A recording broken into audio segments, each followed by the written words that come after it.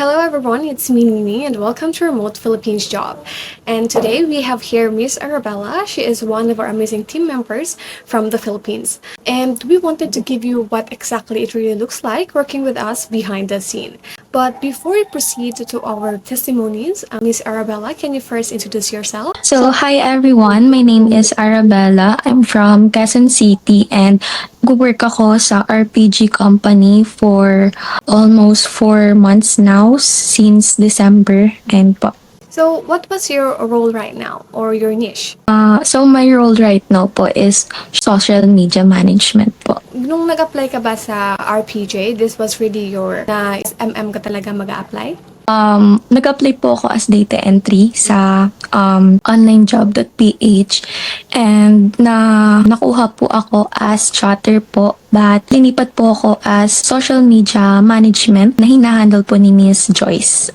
So, hindi ka ba nagulat na ganitong role ang binigay sa'yo? Or do you find it as another opportunity for you? Nung una po, nagulat po ako, pero nung sumunod, tinuro naman po nila ng maayos, in-explain naman po nila ng maayos, ayun po, natutunan ko naman po siya and okay naman po yung work sa akin. That was good. So, Yes. before you apply here in our company, what was your previous work? Or are you a fresh graduate? No, actually, I'm studying pa po. Medtech po yung course na kinukuha ko and actually, this is my first job po. Trinay ko lang po siya nung bakasyon nung December. So, ayun po, actually, okay naman po siya for me. So, hindi ko po siya binitawan kahit nag-aaral po ako. So, you're doing this as full-time or a part-time job? I'm working for 7 hours po. Dati po kasi 8 hours. Kaso po, since nag-aaral po ako, hindi ko po kayang mag full-time. So, pinawasan ko po yung time ko so that, ayun po. So, when you ask them na pwede kang mag-adjust your time schedule or your working hours, pinayagan ka ba nila? Actually, bait nga po nila kasi naiintindihan po nila yung personal na life mo and kailangan mo lang magsabi sa kanila kung anong para mas magawa mo din ng maayos yung work mo. Siyempre, ayun, maging open ka lang sa kanila kasi nakikinig naman sila actually. Yeah, it was a good way, no, talaga. Because there are a lot of companies na Yes. pinagawalan yung mga ganitong bagay since there are also a lot of fresh or sabihin nga natin nagpa-part-time job. And minsan talaga there are companies na strict. And I'm glad na Yes. ka nila to do your job. And at the same time, you can manage your working or study hours. Now, with that, Yes. where did you find our company? And do you think na baka scam siya? Nung una po, nag-apply po ako since naghahanap nga po ako ng part-time work po. And that time, wala naman po akong pasok. So, nag-try po ako ng full-time. So, nahanap ko po siya sa onlinejob.ph. And, ayun po, luckily, nung una po, po ako ganyan. Pero nung nakausap ko naman po si Miss Mary, nung in-interview na po kami, okay naman po. Like, maayos sa amin, kung paano po yung work, ganyan po. So, nung in-interview ka ni Miss Mary, upon the interview process, nahirapan ka ba? Or can you describe it? Is it smooth or a rough process for you? Po siya kasi madami po kayo dun sa interview and parang lang po casual like here ngayon po. Ang bait po si Miss Mary as in like very casual lang po yung usapan, ganyan, and hindi po siya like yung parang strict, ganun po.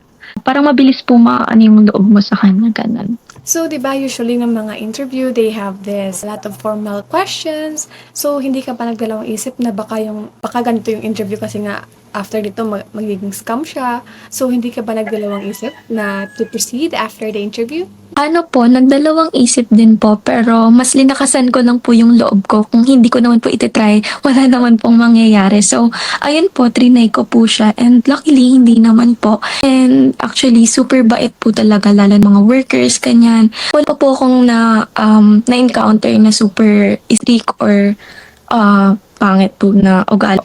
So, upon your hiring, how long does it take for you to get hired? No, actually po, weeks lang eh. After po nila, like one day before ako sa onlinejob.ph, kinabukasan po nun, may nag-email po sa akin and then inano na po ako for interview po and yung training po with Miss Deng. Ayun po. So, sobrang bilis lang siya, no? Yes po, super. Like, kaya natuwa din po ako kasi akala ko madami pa pong process kapag pumasok ka. And ayun po, may bago ka po makapasok, syempre, ititraining ka po nila for 1 week, ganun po.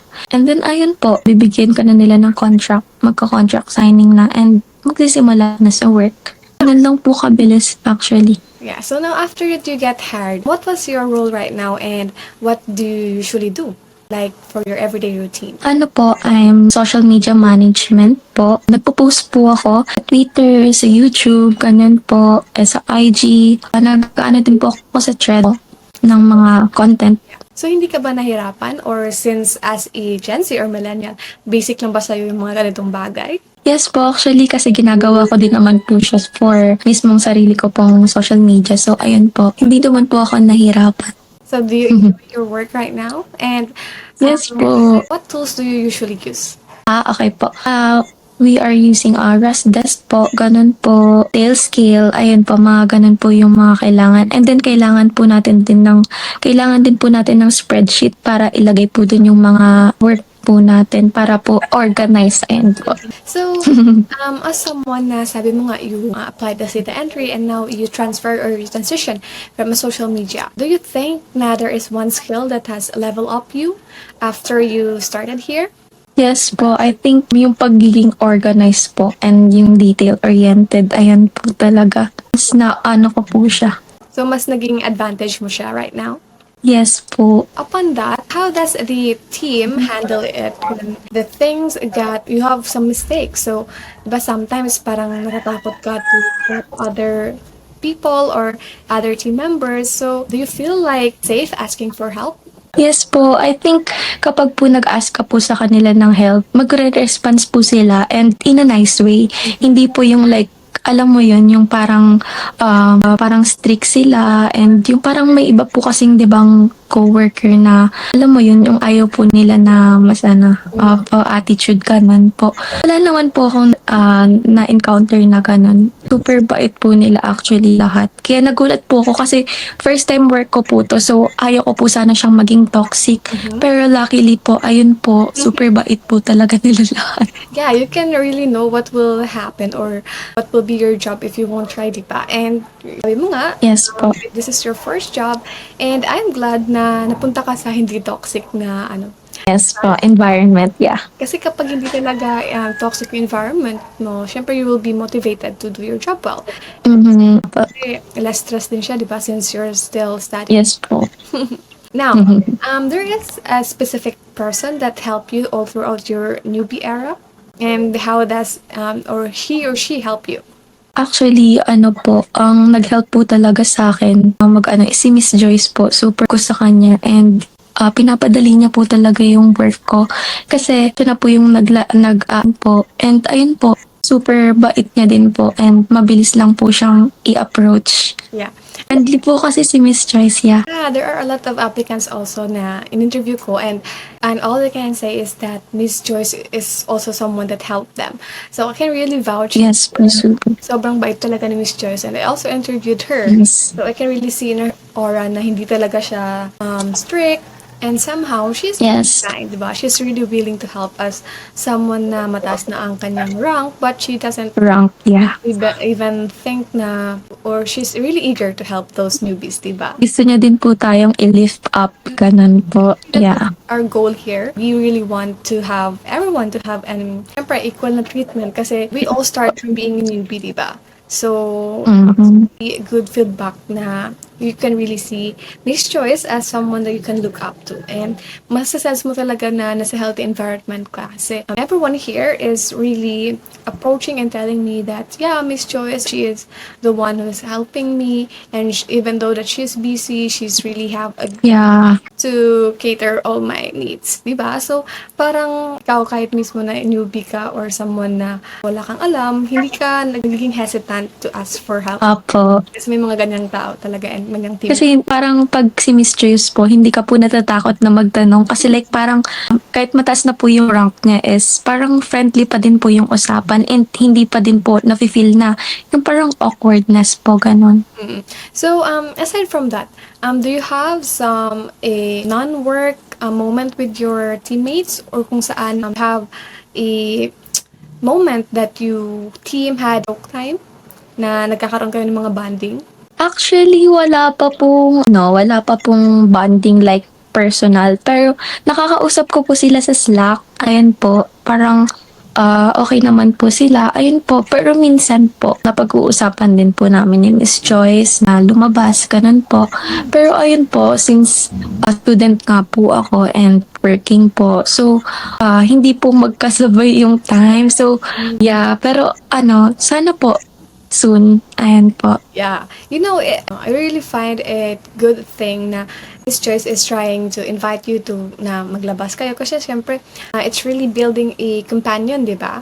And Yes at the same po. time, parang ang rare din naman na magkaroon ka ng mga coworkers na ini-invite ka knowing na nasa online jobs nga tayo and Yes po. di ba ang layo-layo natin ng mga places natin. But, you know, Miss Joyce, she is the one who also initiated, di ba? Mhm. And, you know, you can really see that she's really different. And Yes I po. do hope na tuloy talaga yung yung paglabas ninyo. Yes, actually, tayo po sanang lahat ganon. Yeah. Yeah. Hoping. Kaso ang layo po eh. I'm from Visayas kasi. Oh, Maybe soon.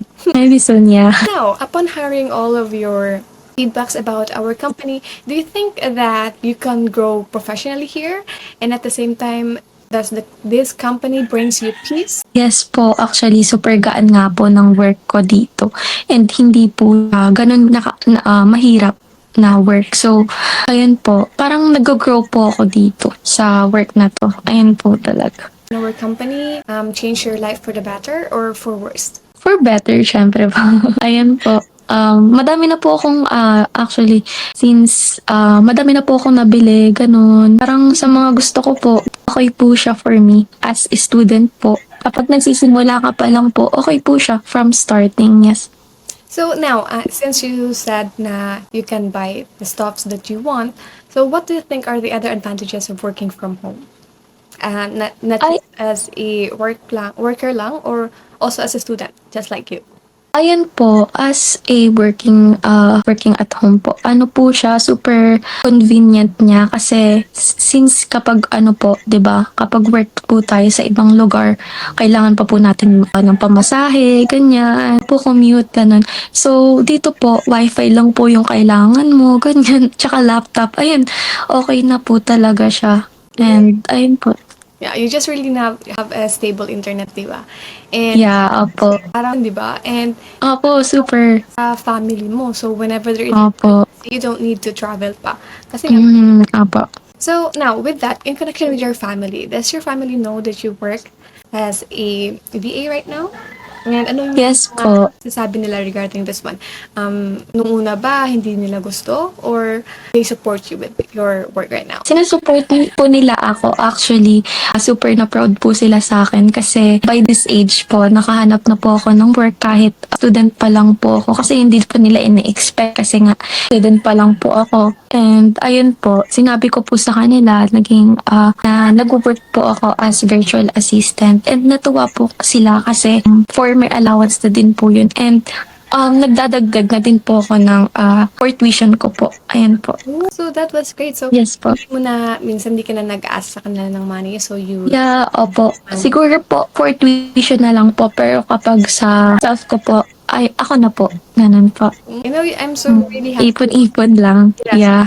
Students na syempre they really take time or effort also to Opo. a time job para makaless din sa gastos. And you know, at your age, it really took a lot of courage, no, to find a job, Opo. to juggle your ACADS at the same time.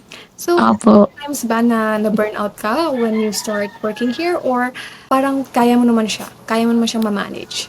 Actually, na-breakouts po ako. So, as a student, hindi po sa work. Ayun po talaga. Okay, so di ba, mas marami talagang work sa school kaysa sa may work mo? So, Yes po, actually, opo, super po na, ang hirap po kasi ng course ko. So, parang sana kasing bilis na lang po ng work ko yung school works ko. Ayan po. So, now that you said na mas na-burnout ka sa school, but ngayon, yung workload ba dito sa may work mo as in SMM, mabigat pa siya for you or carry mo naman siya? Carry po kasi po, kapag po nakausap mo sila, Miss Joyce, ganun po. At tatanungin ka po naman nila kung kaya mo pong i-handle, ganun. So, parang kakausapin mo po sila if kaya mo siyang i-handle and kung gusto mo pong ipabawas yung time mo, ganun, or dagdagan. Ano naman po sila, mabilis lang po silang kausap. Maging open ka lang po sa kanila talaga. Ayun po. Now, before you found our company, so what was the best with work, and how did joining us help you to solve that? Nung una po, pinakamahirap po talagang na-encounter ko is yung paghahanap po ng work. Po nung nahanap ko po yung company na yan, ayan po, super gaan na po talaga ng pakiramdam ko kasi parang natuwa po ako kasi syempre at this age, makakaano na ako ganon, yes, makikita na ako ganon ng sarili. Hindi ko na kailangang humingi ng sarili ko. Like, pag may gusto ko, may pambili ako. Ganun, sarili ko na po. And actually po, nag-work po ako dito right now, diba? So, nakabili po ako ng iPad and laptop ko sa pag-work po dito. So, yes po. Yes po.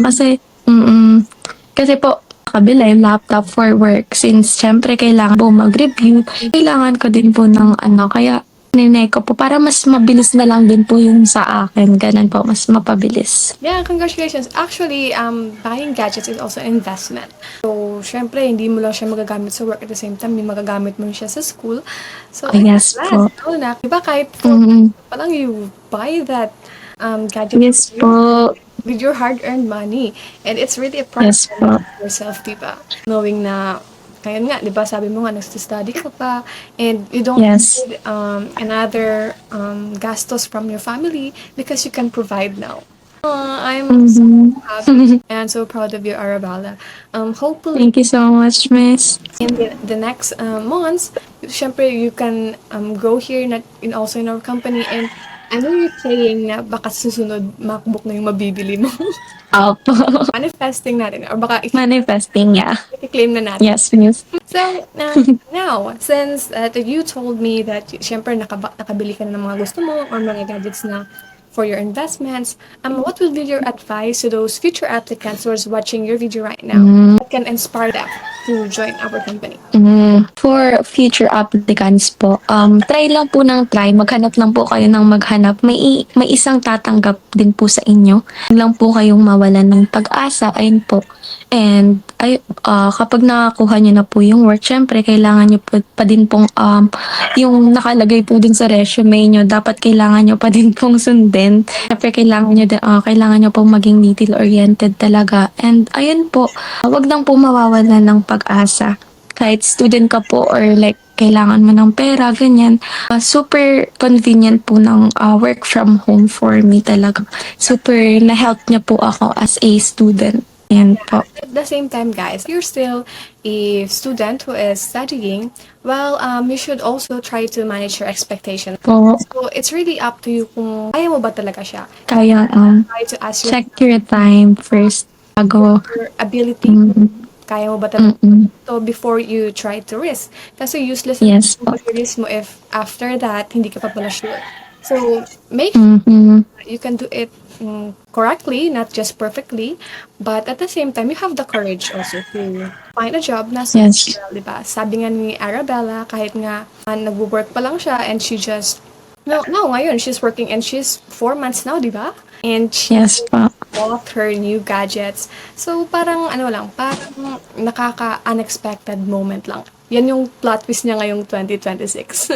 And with that, I'm hoping, guys, na you will apply here in our company. And I can really vouch, and Miss Arabella vouch, that we are legit here. We don't do scams. We don't ask for money. All we are asking is your willingness to apply and even Yes. to learn new skills at the same time. Diba? Yes, promise. With that, Miss Arabella, thank you so much for your time, and thank you for opening up and sharing up your journey with me. And I'm really glad with your achievements, your small victories. I'm hoping accomplishments for the next few months or maybe next year. So who knows, diba? Yes. And to everyone who's watching here, thank you so much. And thank you for tuning Thank you. in for Remote Philippines Job Spotlight. And we're hoping to see you in the next one. Have a good day, Miss Arabella. Thank you so much. Bye, Miss. Thank you. Nice meeting you. Nice meeting you po.